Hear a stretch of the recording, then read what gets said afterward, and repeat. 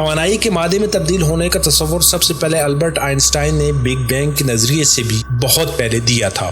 یہ وہی سائنسی مساوات ہے جسے تقریباً سب ہی جانتے ہیں، یعنی E=mc²۔ یہی کلیہ ہمیں تخلیق کائنات کے بارے میں آگاہی دیتا ہے۔ یہ بتاتا ہے کہ کائنات کی ابتدا صرف اور صرف خالص توانائی سے ہوئی تھی، جس سے بعد میں مادہ پیدا ہوا۔ توانائی اور مادہ ایک ہی چیز کی دو مختلف شکلیں ہیں۔ مادہ توانائی میں اور توانائی مادے میں تبدیل ہو سکتی ہے۔ ہم کائنات کی ہر چیز اس خالص توانائی سے حاصل کر سکتے ہیں۔ آئنسٹائن کی یہ چھوٹی سی ایکویشن نہایت ہی پر اثر ہے۔ اسی کی بنیاد پر پہلا ایٹم بم بنایا گیا۔ ایٹمی دھماکے میں مادے کی تھوڑی سی مقدار زبردست توانائی میں تبدیل ہو جاتی ہے۔ کائنات کی تشکیل میں اس کا بالکل الٹ ہو رہا تھا۔ خالص توانائی مادے میں تبدیل ہو رہی تھی۔ شروع میں مادے کی ضرورت نہیں تھی، بس توانائی ہی چاہیے تھی۔ صرف توانائی سے ہی مکمل کائنات وجود میں آ سکتی تھی۔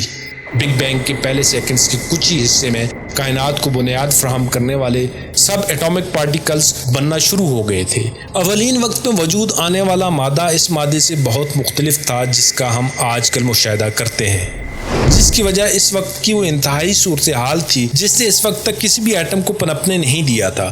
بس سارا مادہ سب ایٹمک پارٹیکلز پر ہی مشتمل تھا۔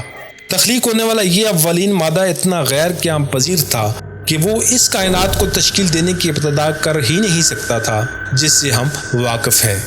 اس بات کو ہم ایک مثال سے سمجھ سکتے ہیں۔ آپ کسی بڑے بازار کا منظر اس کے مصروف اوقات میں تصور کیجیے۔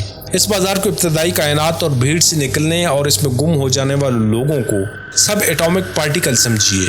اگر آپ نے ایک بڑے ہجوم کا تصور کر لیا تو آپ دیکھیں گے کہ بھیڑ میں سے لوگوں کو نکلنا اور اس میں گم ہونا کسی خاص ترتیب سے نہیں ہوگا، بلکہ وہ بالکل ہی بے ترتیب ہوگا۔ لوگوں کی یہ حرکت خاصی حد تک کائنات کے ابتدائی وقت میں سب ایٹمک پارٹیکلز کی حرکت سے ملتی جلتی ہے۔ ابتدائی کائنات کے انتہائی شدید درجہ حرارت نے توانائی سے بھرپور سب ایٹمک پارٹیکلز میں زبردست ہلچل پیدا کر دی تھی۔ وہ وجود میں آتے اور فوراً ہی توانائی میں تحلیل ہو کر غائب ہو جاتے۔ ان کا اس طرح حاضر اور غائب ہونا ناقابل یقین رفتار اور عجیب افراتفری کے انداز میں ہو رہا تھا۔ اب ذرا تصور کیجئے کسی ریلوے اسٹیشن پر لوگ ٹرین میں جلدی جلدی سوار ہونے کی کوشش کر رہے ہوں تو کیا ہوگا؟ شروع میں لوگ شدید دباؤ میں ہوں گے۔ ہر ایک جلدی جلدی ٹرین میں سوار ہونے کی کوشش کر رہا ہوگا، مگر جیسے جیسے رش کم ہوگا ویسے ویسے لوگ پرسکون ہو کر ٹرین پر سوار ہوں گے۔ ابتدائی کائنات میں سب ایٹمک پارٹیکلز کا برتاؤ بھی بالکل ایسا ہی تھا۔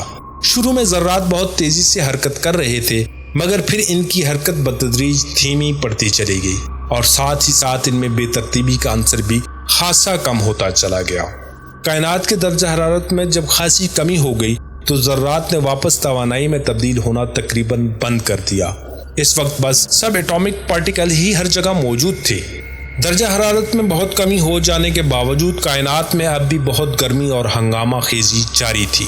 یہ سب کچھ ایک سیکنڈز کے ہی کچھ حصے میں ہو رہا تھا۔ بگ بینگ پہلے سیکنڈز کے سب سے اہم حصے میں داخل ہو رہا تھا۔ اسی مرحلے پر ایک جنگ میٹر اور اینٹی میٹر میں شروع ہو چکی تھی۔ اینٹی میٹر کائنات کو تشکیل پانے سے پہلے ہی ختم کر سکتا تھا۔ کائنات کی ہر چیز جس میں چھوٹے سے ذرے سے لے کر عظیم الجثہ ستارے تک شامل ہیں مادے سے بنی ہوئی ہے، اور سارے کا سارا مادہ بگ بینگ کی خالص توانائی سے ہی تخلیق ہوا ہے۔ آئنسٹائن کی مشہور زمانہ مساوات ہمیں بتاتی ہے کہ مادہ اور توانائی ایک ہی چیز کے دو نام ہیں۔ کائنات کی تشکیل میں اولین وقت بہت ہی نازک مرحلہ تھا، کیونکہ اس وقت خالص توانائی انتہائی خطرناک چیز پیدا کر رہی تھی، اور وہ تھی اینٹی میٹر۔ جی ہاں، اینٹی میٹر بالکل حقیقی ہے۔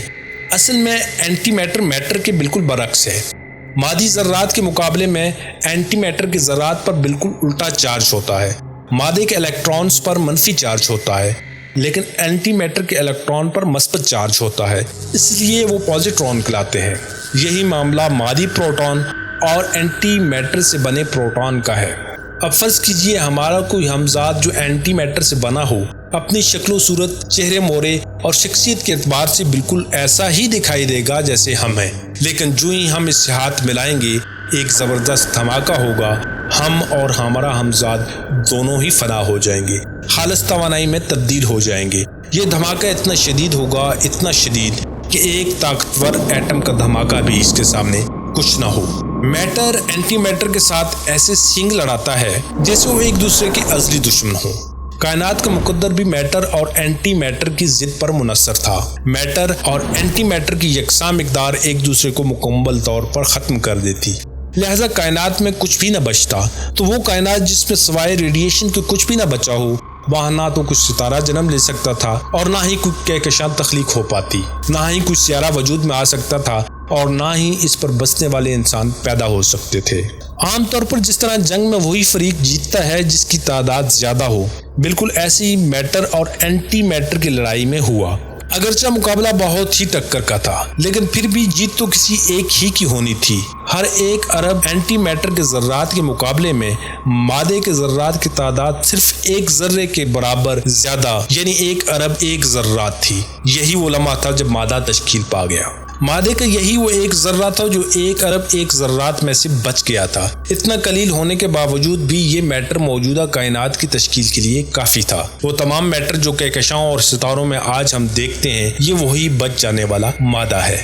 سننے میں 1 ذرہ بمقابل 1 ارب 1 ذرات بہت ہی حقیر سا لگتا ہے، لیکن سچ تو یہی ہے کہ ہم میٹر اور اینٹی میٹر کے مابین تصادم کی باقیات ہیں۔ اس تصادم کی باقیات جو ابتدائی کائنات میں بڑی شد و مت سے جاری تھا، آپ کو یقین آئے یا نہ آئے، لیکن ہر وہ چیز جو ہمارے ارد گرد موجود ہے، یہاں تک کہ ہم خود، ہمارے جسم کا ایک ایک ایٹم، ستاروں کا ایک ایک ذرہ، یہ سب وہی باقی ماندہ مادہ ہے۔ یہ وہی آخری کھرچن ہے جو میٹر اور اینٹی میٹر کی ازلی لڑائی کے بعد بچ گئی تھی۔ خوش قسمتی سے کائنات کے پہلے 1 سیکنڈ کے دوران ہی وہ سارے کا سارا مادہ بچ چکا تھا، جس سے بعد میں آنے والے تمام ستارے، کہکشائیں اور سیارے وجود میں آئے۔ لیکن ٹھہریے، کائنات ابھی ناتمام تھی۔